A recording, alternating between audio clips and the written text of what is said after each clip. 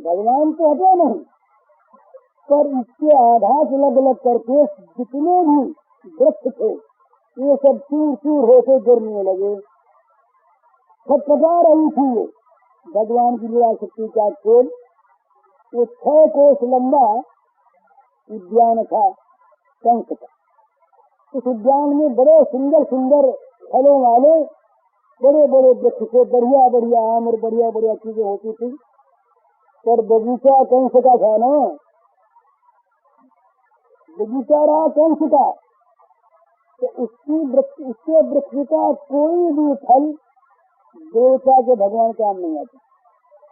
तो वो मानो वृक्ष पर सारे ही निष्फल थे, उन वृक्षों में भी आसुरी भाव आ गया था। भगवान ने सोचा कि इनका फल कभी तो इसके मरने के बाद कोई खाएगा तो असुर हो जाएगा। वो भी असुर भावापन जो आसुरी लीला होती है, तो जो चीज असुरों के काम में आती है उसमें आसुर भाव आ जाता है। ये आजकल वाले जो मानते हैं, जो थॉट पावर मानते हैं, विचार शक्ति को, वो मानते हैं कि विचारों का प्रभाव जड़ वस्तुओं पर भी होता। तो यहाँ पर इस कंस के बगीचे में या तो होती आसुरी लीला या असुरों के काम में आते। तो ये टीकाकार लिखते हैं कि भाई ये बच्चों के भी, जमीन के भी, फलों पुष्पों के भी सौभाग्य हुआ करते, इनके भी पुण्य पाप हुआ करते। किसी किसी वृक्ष के फल, उसके पत्ते, उसके फूल भगवान की सेवा में आते। इसी छाया में भगवत भक्त लोग बैठ के विश्राम करते। उसके नीचे भगवान की कथा होती है, चर्चा होती है। उसका काठ भगवान के मंदिरों में जाकर के किवाड़ बनता है। एक ही काठ इतना भाग्यशाली होता है जो भगवान का सिंहासन बनता है। किसी किसी काठ के द्वारा भगवान का नैवेद्य पाठ बनता है जलकर।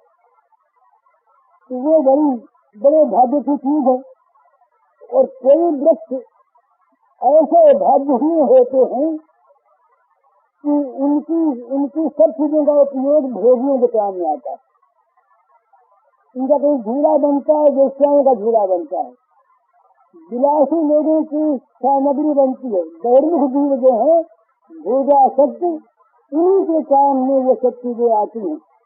तो केवल मनुष्य ही नहीं, जो जीव सर्व लोकेस्मिन् दैव आसुर एक विष्णु भक्ति परो दैव आसुर शब्द पर गया है। दो प्रकार की सृष्टि है जिसका संबंध भगवान से, वो तो वस्तु दैवी वस्तु, चाहे वो आदमी हो, प्राणी हो, चाहे कोई जीव जंतु हो, और चाहे कोई वृक्ष लता, पहाड़, पेड़, मकान, घर, जमीन, तालाब हो, जो भगवान के काम में आवे, जिसका संबंध भगवान से हो जाए वो तो दैव, और जिसका संबंध असुर से हो जाए वो आसुर। इसलिए ये जो बगीचा रहा ये आसुर भावापन्न बगीचा था। इसमें सारी चीजें जो थी वो आसुर थी। इसमें आने वाले को असुर भाव हो जाए, इस बगीचे में प्रवेश करे तो करते ही मन में आसुरी भाव पैदा हो। तो इसलिए भगवान ने सोचा इसका तो नाश ही कर देना ठीक है। पर नाश करने के साथ साथ एक बात उनके मन में हो रही, तो भगवान नाश करके उद्धार करते हैं। इस बगीचे में जो वृक्षादि में जीव हैं, जो भी वृक्ष बने हुए हैं, तो उनको आज क्या होगा कि भगवान ने क्या किया, जरा से अपने चरणों को लंबा करके पूतना के बदन के थोड़ा नीचे झुका दिया। तो कहा कि हमारे चरणों का स्पर्श हो जाएगा। तो भगवान पूतना की छाती पर खेल रहे थे ना, तो पूतना के स्पर्श के साथ साथ उन बच्चों को स्पर्श प्राप्त हो गया नंदनंदन का। ये नीलमणि था। तो गोकुल के पास का 6 कोस का उद्यान ध्वंस हो गया। इसमें जो पहरेदार थे वो भी सब ध्वंस हो गए, और ये फिर इनको ध्वंस करके और भगवान इनका उद्धार कर दिया। ये सारे उद्यान के वृक्ष के भूपतित हो गए। भगवान की लीला शक्ति से ये काम हुआ। पूछना के द्वारा असुर के द्वारा फिर आ गए। अब वो पूछना आगे बढ़ी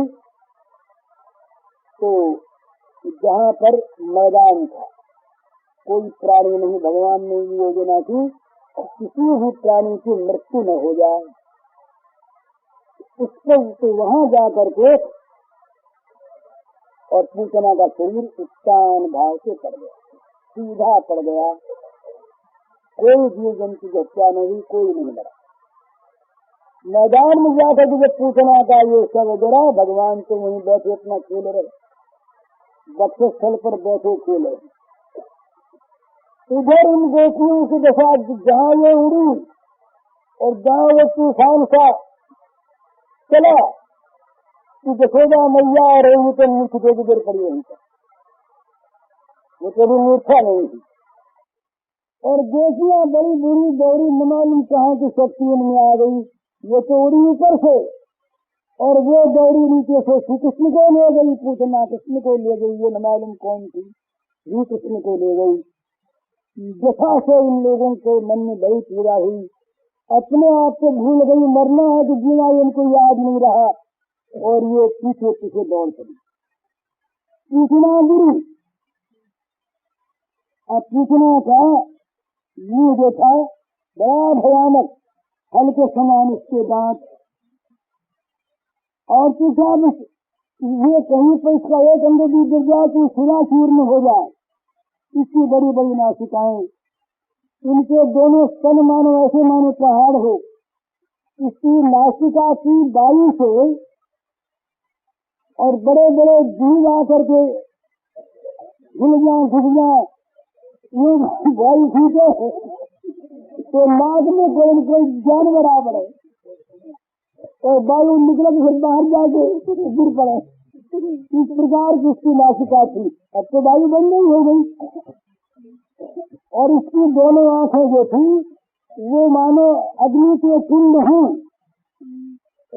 और इतनी समुद्र और बसी हुई इतनी कि मानो वो अंधा कुआं हो।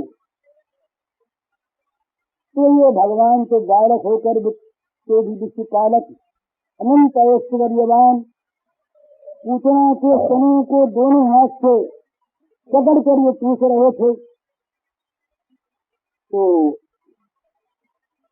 जिन स्तनों का आघात लगने से करोड़ों करोड़ों बालकों का देह कुचल जा सकता था, उन पर ये खेलते रहे, लेकिन इनका कुछ भी बिगड़ाया नहीं। वो उत्तान होकर के गिर पड़ा इसका देह, और भगवान वहीं पर खेल रहे, ऐसे खेल रहे मानो कोई तालाब हो और तालाब का जल सूख गया हो और उसके अंदर बड़ी भारी खड्डा हो। तो इस प्रकार से पूतना का देह पड़ा हुआ, हाथ पर उसके फैले हुए, और भगवान जो है उसके वक्षस्थल पर खेल रहे। तो उधर से वो गोपियां दौड़ी, सब दौड़ करके ये पूछना जो ही पहुंची यहाँ पर, तो ही वो आ पहुंची। आकर के उन्होंने देखा पद्मानोपितभूतम परद्रुमान पूर्णयामास राजेंद्र महादासित जगभूतम। पूतना के शरीर में गिरते गिरते भी सकोष के भीतर के वृक्षों को कुचल डाला। बड़ी भयानक अद्भुत घटना हुई। ईशा मातृ विश्वासम गुरुचंद्रमासितम गंधशूलस्तनम रौद्रम प्रकीर्णम। बड़ा भयानक इनका इसका शरीर था, ये वर्णन हो चुका। अंधकूपधीराक्षम सुनारोभूषणम बद्धसेतु मृगुदरम। इसकी आंखें कुएं के समान गहरी थी, निकंद इसके पैर की तरह से भयानक थे, भुजाएं जांघें पैर ये नदी के पुल के समान और सूखे हुए सरोवर के भांति जान पड़ते थे। पूतना के इस शरीर को देखकर जो ग्वाल बाल और गोपियां जो भागी हुई आई, संतृष्ण तदीक्ष्य गोपा गोप्य कलेवरम पूर्वम तन्निश्रित भिन्न करने में सका है। ये देखा इन्होंने आकर के तो बहुत डर गई। तो पहले से जो चिल्लाहट सुनी थी बड़ी जोर की चीत्कार, उसे सुनकर के उनके हृदय प्राण और चित्त पहले से फट रहे थे। अब उन्होंने देखा इस रूप में तो और भी डरे। बालम तस्यावरसी हिरंत मुकुतो भयम गोप्य सूर्णम संसद्योच्य जगृजात संभ्रमा। तो गोपियों ने देखा दौड़ी हुई जो आई कि श्री कृष्ण बालक तो खेल रहा है, जरा सा कोई इस पर कोई आघात भी लगा, मानो कि जैसा वहां खेल रहा था वैसे ही मजे में खेल रहा, निर्भय अकुतो है, कोई भय का नाम निशान नहीं। तो पूतना के बच्चे स्थल पर खेलते हुए भगवान मानो मन ही मन ये सोच रहे थे, स्तनयोग जीविका दत्त स्वया स्वयं मम मया चीतो मृत्युया तुम वा ममाग स्वयं कथताम। मेरे भाई पूछना बता, मेरा क्या दोष है? मैं तो दूध हुआ बच्चा हूँ, दूध पीने वाला बच्चा हूँ, यही स्तनपान मेरी जीविका है, इसी पर जीता हूँ मैं। और तो मेरे पास खाने पीने को आता नहीं, और तुमने स्वयं मेरे मुंह में अपना स्तन दे दिया। मैंने तो लिया नहीं और मैंने स्तन पी लिया। मैं दूध हुआ बच्चा, दूध पी करके जीने वाला, तुमने मेरे मुंह में स्तन दिया और मैंने दूध पिया। अब बताओ, अब तू दूध पीने से मर गई तो मेरा क्या अपराध है? इस प्रकार भगवान मानो कह रहे थे और भगवान को वरदान की बात याद रही। वो रत्नमाला रत्नावली बाजी वाली बात बलि की पुत्री रही। तो भगवान ने उसका दूध भी पिया और हलाल भी किया और उसका उद्धार भी किया। तो गोपियों ने देखा कि मेरे भाई खेल रहे हैं, तो गोपियां पहुंची थी, इन्होंने आकर जो खेल रहा है तो बोले खुद उठाओ, पहले जिंदा और खेल रहा है। तो गोपियों ने लपक के उसको उठा लिया, दो दिन लगे देखने गए, कहीं लगे नहीं, तो सिर पर हाथ फेरा और ये देखा, ये बड़े मजे में हंस रहा है। वैसा का वैसा रिश्ती पुष्ट ये है, दिन तो छवि का अच्छा लेकिन बड़ा अच्छा लगता है। वहां क्या दशा थी, वहां रोहिणी मैया और यशोदा मैया तो पड़ी थी बेहोश, उनके गोद में ले जा रहे हैं। तो रक्षण घोड़े सम्यक पुष्प भ्रमणादि यशोदा रोहिणी ध्यान का समन्दाल स्वतंत्र सर्वत रक्षाण घोड़े सम्यक गोपुष्प भ्रमणादि गोमूत्रेण स्नापयित्वा पुनर्घोरविशारभकम् दक्षां चक्रुष्टकृता वदसांगेषु नामधि। ये गोपियां दौड़ी लेकर के, अब इनको थकावट नहीं है, सारी थकावट तो मिट गई, कृष्ण मिल गए, जिंदे मिल गए, कुछ हुआ नहीं, इनका बड़ी प्रसन्नता, मारे प्रसन्नता से ये लोग वहां से दौड़ी तो यशोदा रोहिणी के पास आ गई। अरे मेरा श्याम सुंदर को ले देख, तो यशोदा मैया देख, रोहिणी देख, आंख खुल गई, आ गया, आंख खुल गई। अब मैया ने देखा, गोपियों से कहा, बोले भाई पहले एक काम करो, मालूम कौन राक्षस का क्या था, अब बच्चे की रक्षा का पहले उपाय करो, पीछे दूसरा। तो सारे तो गाय को लाए, बोले सब गाय को लाओ, उसकी पूंछ घुमाओ। पहले तो गाय के नीचे ले जा करके भगवान के सारे अंगों पर गाय की पूंछ से बचता था।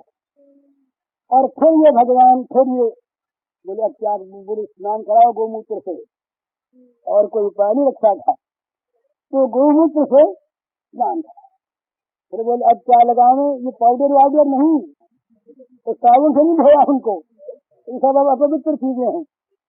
गोमूत्र से स्नान कराया और फिर ली गोरज, गायों के चरण की धूल जो रही वो ले करके सारे अंगों में लगाई।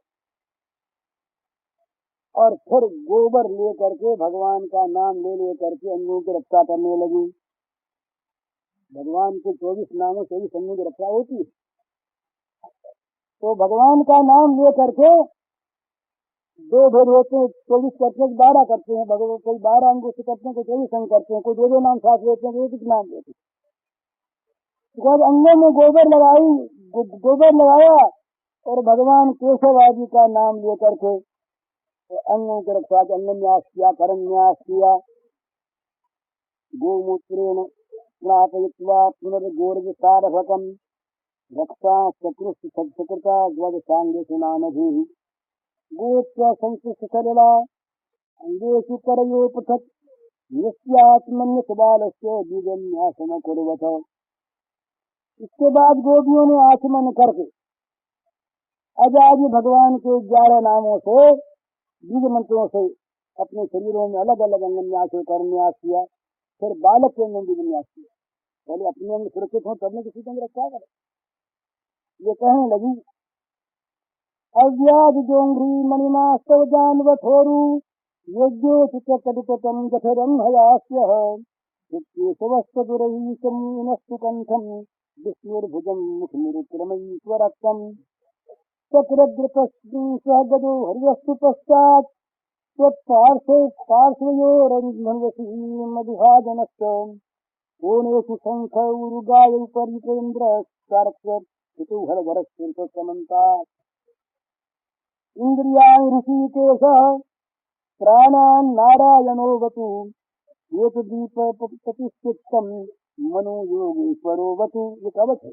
कृष्ण गर्भस्थिते बुद्धिमात्मानं भगवान् परः क्रीडन्तं पातु गोविन्द शयानं पातु माधवः दिगन्तनव्याज वैकुण्ठ आसीनं त्वां श्रियपतिः भुञ्जानं यज्ञभुक् पातु सर्वग्रह भयङ्करः व्याचिन्यो यातु धान्यश्च कूष्माण्डायुर्भक्तग्रहाः भूतप्रेतपिशाचाश्च यक्षरक्षो विनायकाः कोचरा रेवती ज्येष्ठा पूतना मातृकादयः उन्मादा ये यपस्मारा देह प्राणेन्द्रियद्रुह स्वप्नदृष्ट्या महोत्पाता वृद्धबालग्रहाश्च ये सर्वे नश्यन्तु ते विष्णुर्नाम ग्रहणधीरवः।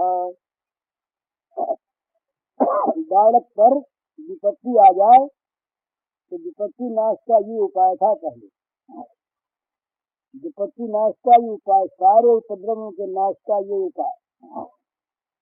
तो गोपियां यशोदा मैया इस सब शास्त्रों को जानने वाली, तो वे कहने लगी, हम रक्षा करने लगी कि अजन्मा भगवान हैं। अब ये इस बच्चे के पैरों की रक्षा कर, मणिमान घुटनों की, योग्य पुरुष जांघों की, अच्युत भगवान कमर की, हयग्री श्याम के पेट की, केशव हृदय की, ईश बक्षस्थल की, सूर्य गले की, विष्णु बाहों की, उरुक्रम मुख की और ईश्वर सूर्य की रक्षा करें। ये सारे अंगों का किया। अब दिशाएं वो कहते हैं कि चक्रधर भगवान रक्षा के लिए तेरे आगे आगे रहें, गदाधर श्रीहरि पीछे रहें, क्रम से धनुष और खड्ग धारण करने वाले भगवान मधुसूदन और अर्जुन ये दोनों बगल में रहें, शंखधारी उरुगाए भगवान चारों कोनों में रहें, उपेंद्र ऊपर, खड़गर पृथ्वी पर और परम पुरुष भगवान तेरे सब और रक्षा करें। ऋषिकेश भगवान इंद्रियों की रक्षा करें, नारायण प्राणों की रक्षा करें, एकदीप के अधिपति भगवान चित्त की रक्षा करें, योगेश्वर मन को बचावें, कृष्ण गर्भ तेरी बुद्धि की रक्षा करें और परमात्मा भगवान तेरे अहंकार की रक्षा करें। खेलते समय गोविंद रक्षा करें, सोते समय माधव रक्षा करें, चलते समय बैकुंठ बचाएं, बैठते समय भगवान श्रीपति तुम्हारी रक्षा करें, भोजन के समय सारे ग्रहों को भयभीत करने वाले यज्ञ भोक्ता भगवान रक्षा करें। दाकिनी, राक्षसी, कूष्मांडा आदि बालक ग्रह, भूत प्रेत पिशाच यक्ष राक्षस विनायक, कोठरा, रेवती, पूतना, ज्येष्ठा, ये जितनी मातृकाएं हैं और शरीर प्राण और इंद्रियों का नाश करने वाले ये उन्माद राक्षस होता पागलपन, अपस्मार, मिर्गी रोग, ये जितने रोग हैं इन सब रोगों में और स्वप्न में देखे हुए जो महान उत्पाद वृद्ध ग्रह और बाल ग्रह, ये सारे के सारे भगवान विष्णु के नामोच्चारण करने से सब के सब भयभीत होकर के नष्ट हो जाएं। इस प्रकार से भगवान के नाम ले लेकर बालक के अंगों की, उसकी दिशाओं की, उसके सारे समय की, उसके सारे के सारे कार्यों की रक्षा की। सुखदेव जी कहते हैं परीक्षित, इति प्रणयबद्धाभिर गोपीभीत रक्षणम पायित्वा स्तनम माता सन्निवेशदात्मजम। अब तक मैया ने बोबा नहीं दिया, स्तन नहीं पिलाया, रक्षा हो जाए उसके बाद पिलावे ना। तो इस प्रकार गोपियों ने प्रेम पास में बांध कर भगवान श्री कृष्ण की रक्षा की। अब यशोदा मैया ने पुत्र को स्तन पिलाया तो फिर धीरे से पालने पर सुला दिया, थक गया होगा।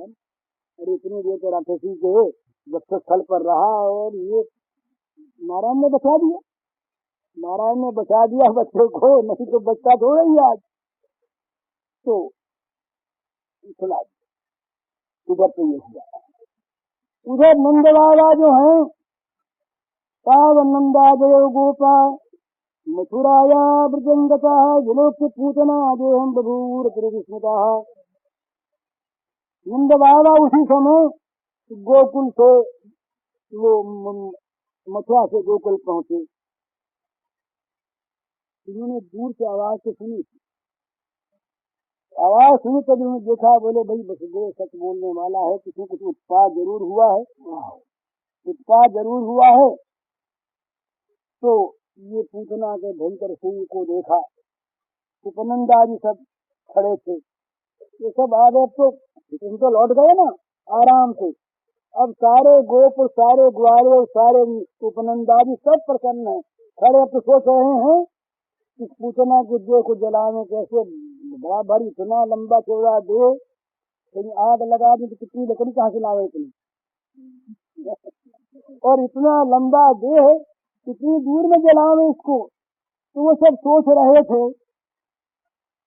तो इधर वसुदेव जी महाराज विचार कर रहे थे, पास आ गए कि भाई ये वसुदेव जो है ना, ये मालूम होता है कि ये कोई देवता है।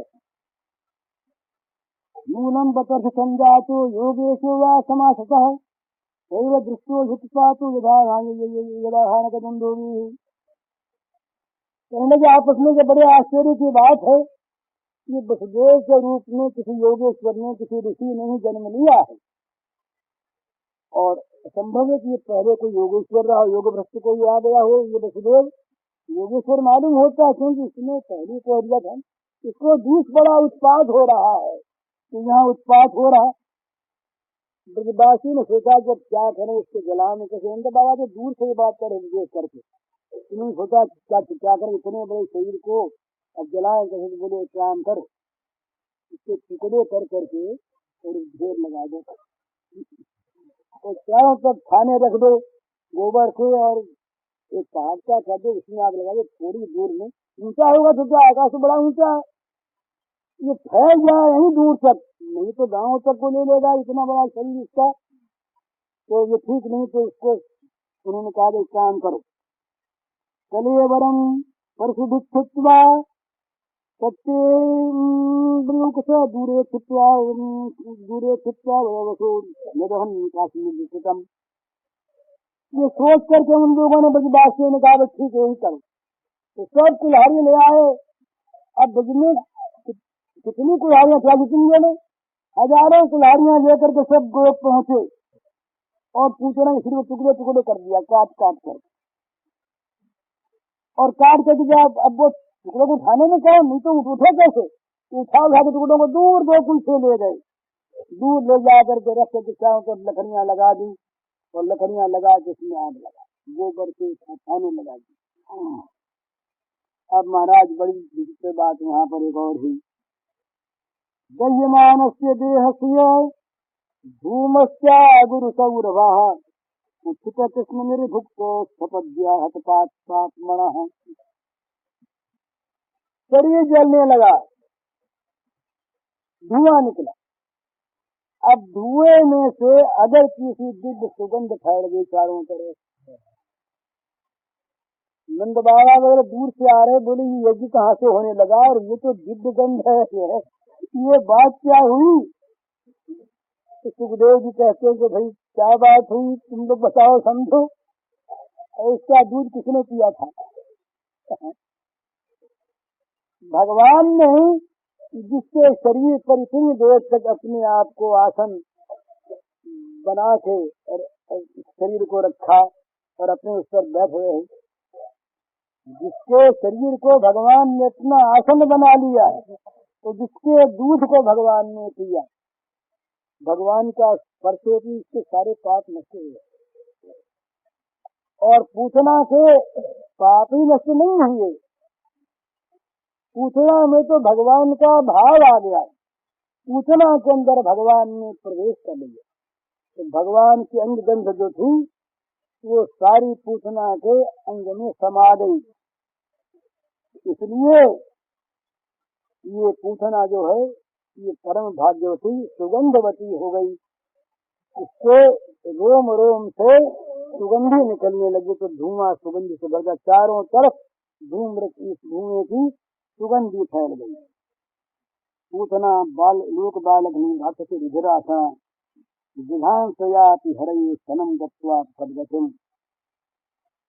पूतना जात की पूतना एक राक्षसी, फिर ये लोक बालक नहीं, लोगों के बच्चों को मार डालना और खून पीना, ये उसका काम। और भगवान को भी वो अकस्मात ही इच्छा से मारने के लिए आई थी, तन पे लाया। फिर भी भगवान ने उसको वो परम गति दी जो सत्पुरुषों को प्राप्त होती है। अतिश्यों की व्याख्या करता है ये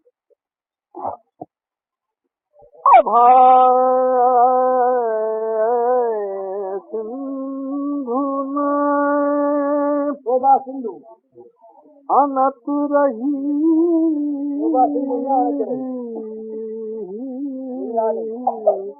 शोभा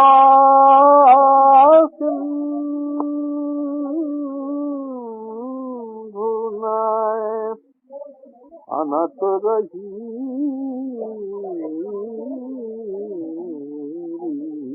शोभा सिंधु नंद भवन भरपूरी उमगी चली नंद भवन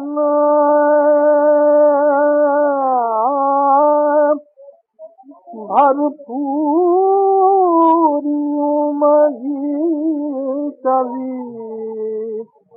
ब्रज की बीथिन फिरती बही नदियों में शोभा की नदी बहने लगी। के ब्रज की बीथिन फिरती बही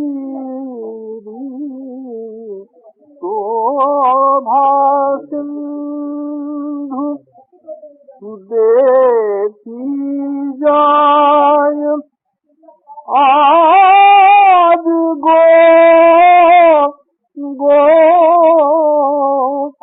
में देखी जाय आज गोकुल में घर घर बेचत फिरत दही घर घर बेचत फिरत दही को शोभा सिंधु कहाँ लगी कहो बना बनाय बहुत विधि एक तन मुख के सहुन बही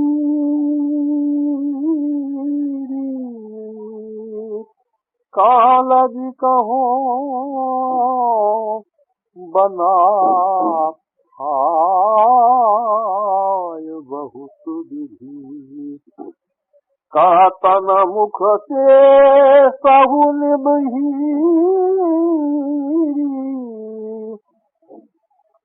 जसुमती उदर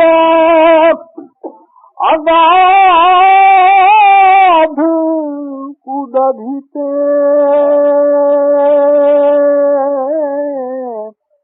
जसुमती उदर अगाध उदधिते उपजी ऐसी सबन कही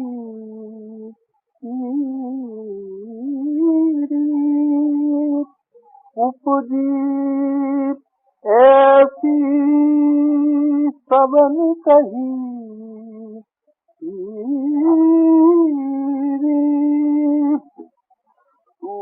सूरदास प्रभु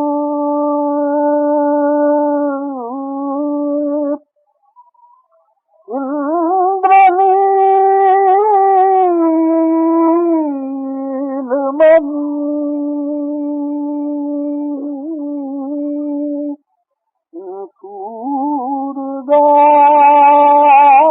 सूरदास प्रभु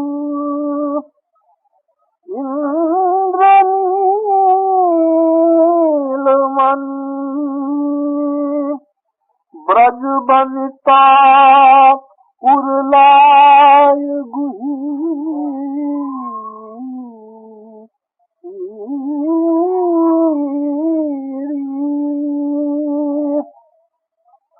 ब्रज बनिता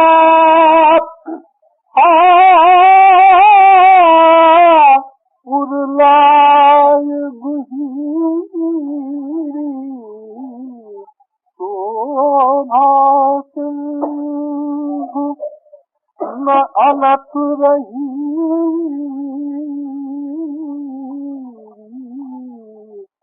शोभा सिंधु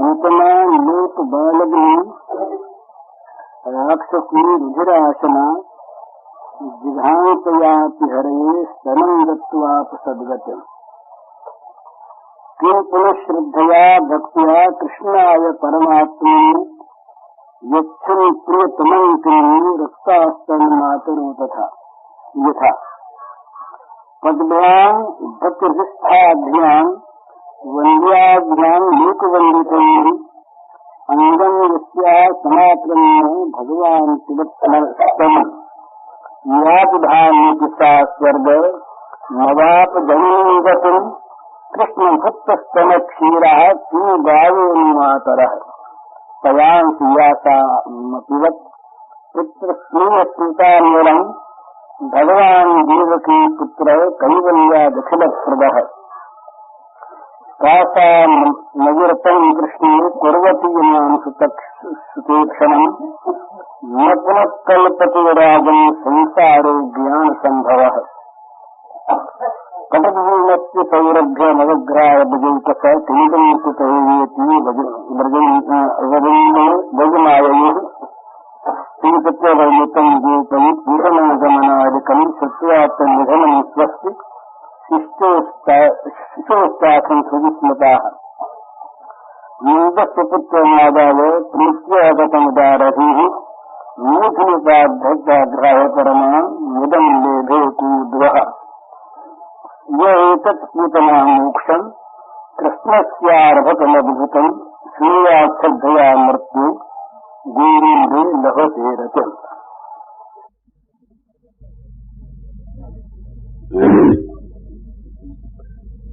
पूतना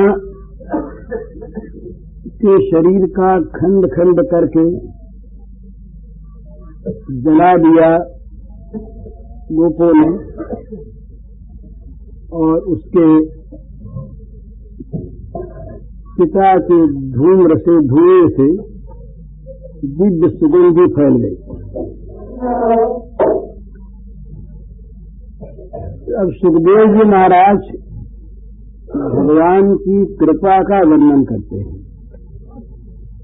भगवान के साथ किसी प्रकार भी संपर्क हो जाए किसी का भी, तो उसको परम लाभ होता है, इसका वर्णन करते हैं।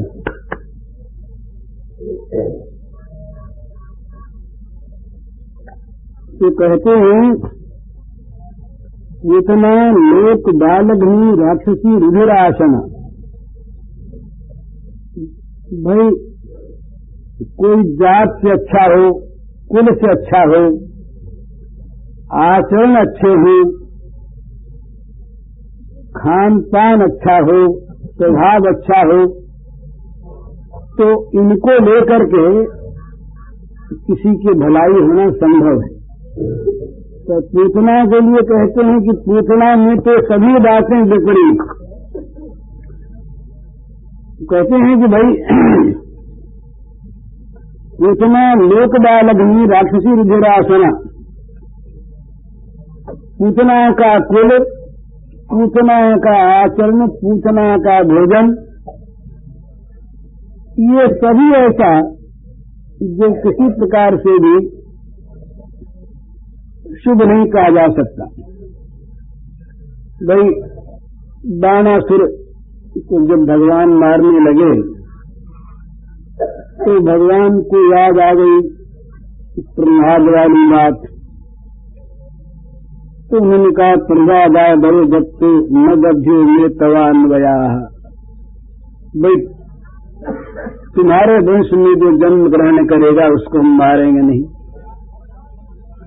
तो अच्छे कुल के कारण से बाणासुर बच गया। तो इसका तो कुल राक्षस कुल, परंपरा से इनके इसके कुल में पूतना इत्यादि जो ये राक्षसियां हैं, इनके कुल में तो परंपरा से ही कोई अच्छा पैदा हुआ ही नहीं।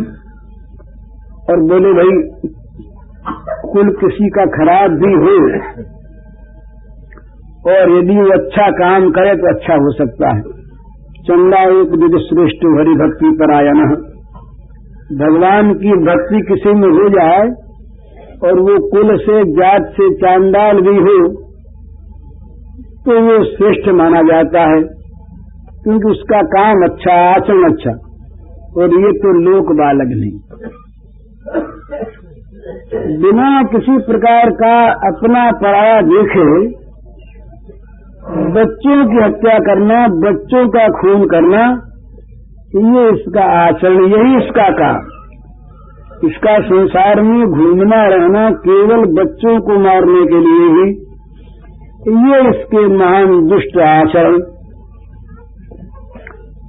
बोले भाई अच्छा खान पान करे, सात्विक, तो उसकी बुद्धि सात्विक हो, तो कहीं उसमें सात्विकता अन्न से भी आ जाए तो ये रुधिरासना। खून ही खाना पीना इसका काम, बच्चों को मारे और खून पी रहे। इस पर टीकाकार लिखते हैं कि लोग इस बात को प्राय भूल जाते हैं कि अन्न का असर होता है। ये जिस प्रकार का अन्न भोजन होता है, जिस प्रकार की चीज हम खाते हैं, उसी प्रकार की हमारी बुद्धि बनती है। तो खान पान में सात्विक वस्तुओं का ग्रहण करना और तामसिक का त्याग करना ये बड़ा आवश्यक है, क्योंकि खाई हुई चीज से ही रक्त, मांस, मेद, मज्जा इत्यादि बनते हैं। तो बहिर्मुख जीव जो होते हैं